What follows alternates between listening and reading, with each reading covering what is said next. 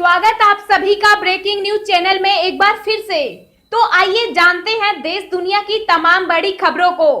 पर उससे पहले आपसे निवेदन है कि आप इस वीडियो को लाइक कर दें, शेयर कर दें ताकि हमारा हौसला बढ़ता रहे। देश में कोरोना संक्रमित मरीजों का आंकड़ा 34,65,609 के पार, अब तक 62,874 की मौत। जी हां, देश और दुनिया में कोरोना के केस लगातार बढ़ते ही जा रहे हैं। ताजा आंकड़ों के मुताबिक देश में अब तक 34,65,609 संक्रमण के मामले सामने आ चुके और एक्टिव केस 7,55,651 हैं, जिसमें से अभी तक 62,874 लोग अपनी जान गंवा चुके। वहीं इसके बीच अच्छी खबर ये भी है कि अब तक 26,58,708 संक्रमित मरीज ठीक भी हो चुके।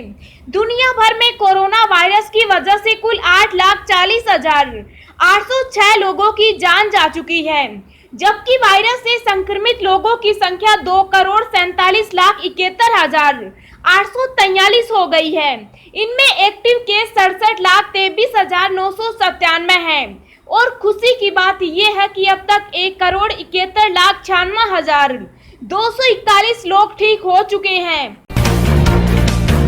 हमारे पास कोरोना की 3 वैक्सीन फाइनल ट्रायल स्टेज पर, हमने पहले ही इनका उत्पादन शुरू किया। Donald Trump. जी हां, कोरोना वायरस की वैक्सीन को लेकर अमेरिका के राष्ट्रपति डोनाल्ड ट्रंप ने बड़ा ऐलान किया। डोनाल्ड ट्रंप ने कहा कि हमारे पास कोरोना की 3 अलग-अलग वैक्सीन फाइनल ट्रायल के स्टेज पर है। हम इन वैक्सीन का पहले से ही उत्पादन कर रहे हैं ताकि इसकी अधिकतम खुराक उपलब्ध हो। इस वर्ष हमारे पास सुरक्षित और प्रभावकारी कोरोना की वैक्सीन होगी। हम सब मिलकर एक साथ इस वायरस को खत्म करेंगे। रिपब्लिकन पार्टी के राष्ट्रीय अधिवेशन में बोलते हुए ट्रंप ने कहा कि जल्द ही हमारे पास सुरक्षित और प्रभावी वैक्सीन होगी। बता दें कि अमेरिका में कोरोना वायरस के कुल मामले 58 लाख को पार कर गए हैं। अभी तक अमेरिका में 1,81,000 लोगों की कोरोना से मौत हो गई है। दोस्तों, अगली खबर जानने से पहले आपसे एक रिक्वेस्ट है कि इस वीडियो को बनाने में मुझे बहुत ज्यादा मेहनत लगती है, तो इस मेहनत के लिए वीडियो को एक छोटा सा लाइक जरूर करें। हवाई सफर करने वालों के लिए बड़ी खबर, जारी हुए नए नियम। जी हां, 25 मई से शुरू की गई घरेलू विमान उड़ान सेवा के लिए अब नए एसओपी जारी किए गए।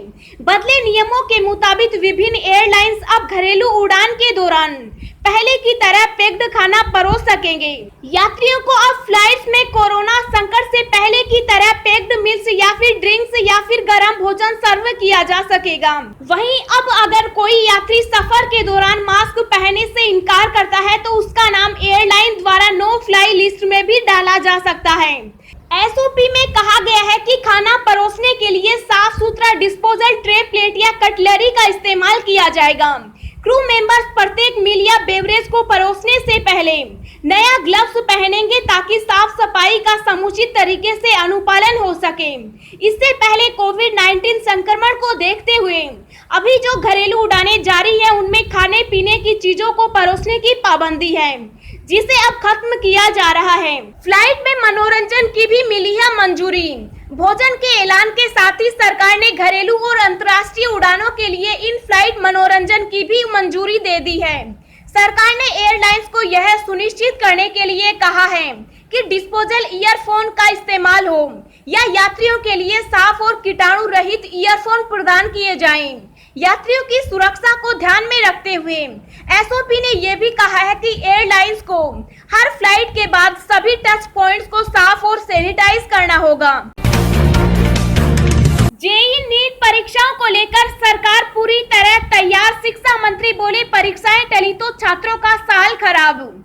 जी हां, जेईई मेंस और नीट की परीक्षाओं को लेकर एक तरफ जहां राजनीति गर्म है, वहीं सरकार भी इसे लेकर अब सख्त हो गई है। केंद्रीय शिक्षा मंत्री रमेश पोखरियाल निशंक ने कहा है कि जो लोग परीक्षाएं टालने की बात कह रहे हैं वह शायद यह नहीं समझ पा रहे कि यदि परीक्षाएं अब टली तो छात्रों का एक साल पूरा खराब हो जाएगा। छात्र ऐसा बिल्कुल भी नहीं चाहेंगे। परीक्षाओं को अब टालने का कोई सवाल नहीं है, परीक्षाएं समय पर ही होगी। इसी बीच परीक्षाओं की तैयारी को लेकर शिक्षा मंत्रालय और एनटीए ने अलग अलग स्तर पर समीक्षा भी की है। शिक्षा सचिव ने इससे लेकर सभी राज्यों के मुख्य सचिवों को एक चिट्ठी भी लिखी है, जिसमें परीक्षाओं को लेकर अतिरिक्त सहयोग मुहैया कराने को कहा है। गहलोत सरकार ने कोरोना वॉरियर्स को दिया बड़ा तोहफा। आईसीयू वॉरियर्स को 200 रुपए और वार्ड कर्मियों को 100 रुपए दी जाएगी प्रोत्साहन राशि। जी हां, राजस्थान राज्य में कोरोना संकट के बढ़ते प्रकोप को देखते हुए कोविड-19 के आईसीयू में पदस्थापित हेल्थ केयर कर्मियों को 200 रुपए प्रति व्यक्ति प्रतिदिन और कोविड वार्ड या आईसीयू के अतिरिक्त स्थान पर तैनात स्वास्थ्य कर्मियों को 100 रुपए प्रति व्यक्ति प्रतिदिन की प्रोत्साहन राशि प्रदान की जाएगी। 1 सितंबर से 3 नवंबर तक के लिए ये प्रोत्साहन राशि प्रदान की जाएगी। Health care workers, nursing staff, paramedical staff व सपोर्ट स्टाफ को यह राशि दी जाएगी। प्रोत्साहन राशि सिर्फ सरकारी संस्थाओं में कोरोना स्वास्थ्य कर्मियों के लिए ही स्वीकृत है। प्रोत्साहन राशि केवल उन कोरोना वर्कर्स को प्रदान की जाएगी जो कोरोना वार्ड और आईसीयू में कोविड पॉजिटिव रोगियों के देखभाल कार्य के लिए पदस्थापित किए गए हैं। ट्रैफिक से जुड़े जरूरी दिशा निर्देश, इन 7 नियमों का करें पालन। जी हां, देश में फैले कोरोना वायरस संक्रमण के प्रसार को रोकने के लिए पुलिसकर्मी और ट्रैफिक पुलिस रात दिन ड्यूटी पर तैनात है। सोशल डिस्टेंसिंग, मास्क से लगातार सभी चीजों का पूरा ध्यान रखा जा रहा है। सरकार द्वारा जारी दिशा निर्देशों और लॉकडाउन का पालन कराने से लेकर कोरोना जांच के लिए लोगों को जागरूक कर रहे हैं। ड्यूटी पर तैनात पुलिसकर्मी और ट्रैफिक पुलिस की सुरक्षा को ध्यान में रखते हुए उनके लिए भी कुछ गाइडलाइन जारी की गई है। सरकार की आधिकारिक वेबसाइट इंडिया फाइट्स कोरोना के ट्विटर हैंडल पर ये दिशा निर्देश जारी किए गए। इंडिया फाइट्स कोरोना ने अपने ट्विटर हैंडल पर 7 गाइडलाइन दी है। कोरोना से बचने के लिए इन 7 नियमों का करें पालन। अन्य व्यक्तियों से कम 1 मीटर की दूरी बनाकर रखें। हाथों की स्वच्छता का पालन करें। चेहरे को बार बार छूने से बचें। आपके द्वारा जांचे जा रहे दस्तावेजों को ना छुएं। लोगों को स्वयं से एक निश्चित दूरी पर रोकें। हमेशा फेस मास्क पहने और सुनिश्चित तरीके से डिस्पोज करें। अस्पतालों के पास तैनात होने पर सुरक्षात्मक गियर, पीपी किट पहने। ड्यूटी के बाद घर जाने पर इस्तेमाल किए हुए कपड़ों को अच्छी तरह से धोएं। 1 महीने के अंदर नई वायु रक्षा कमान को आकार देने के लिए काम कर रही है सरकार। जी हां, रक्षा मंत्रालय तीनों सेनाओं के बीच सामंजस्य के व्यापक सिद्धांत के तहत नई वायु रक्षा कमान की स्थापना के संदर्भ में अक्टूबर में घोषणा कर सकता है। इस मामले से जुड़े लोगों ने यह जानकारी दी। उन्होंने कहा कि नई वायु रक्षा कमान भारतीय सेना की मिसाइलों जैसी कुछ परिसंपत्तियों को संभालेगी। तीनों सेनाओं, थल सेना, वायु सेना और नौ सेना के बीच जुड़ाव पर ध्यान केंद्रित करते हुए नई वायु रक्षा कमान की रूपरेखा तैयार करने के लिए इस साल एक उच्च स्तरीय समिति का गठन किया गया था। यह पहल सभी मौजूदा सैन्य कमानों को भविष्य की सभी सुरक्षा चुनौतियों से प्रभावी तरीके से निपटने में मदद के लिए नए सिरे से डिजाइन करने के प्रमुख रक्षा अध्यक्ष जनरल बिपिन रावत के कार्य क्षेत्र का हिस्सा है। समझा जाता है कि वायु रक्षा कमान वायुसेना की पश्चिमी कमान के तहत या मध्य कमान के तहत किसी क्षेत्र में स्थापित की जा सकती है। जापान के प्रधानमंत्री शिंजो आबे ने स्वास्थ्य कारणों के चलते दिया इस्तीफा। जी हां, जापान के प्रधानमंत्री शिंजो आबे ने शुक्रवार को अपने पद से इस्तीफा दे दिया। उन्होंने यह फैसला अपने स्वास्थ्य कारणों की वजह से लिया। 65 वर्षीय आबे ने पद छोड़ने की घोषणा एक प्रेस कॉन्फ्रेंस में की। उन्होंने कहा कि उन्हें इंटेस्टाइनल बीमारी का इलाज कराने के लिए कुछ समय की जरूरत है, इसलिए वह अपने पद से इस्तीफा दे रहे हैं। आबे ने बताया कि उन्होंने उपचार करवाया है, लेकिन अब अधिक लाभ के लिए उन्हें लंबे आराम की जरूरत है।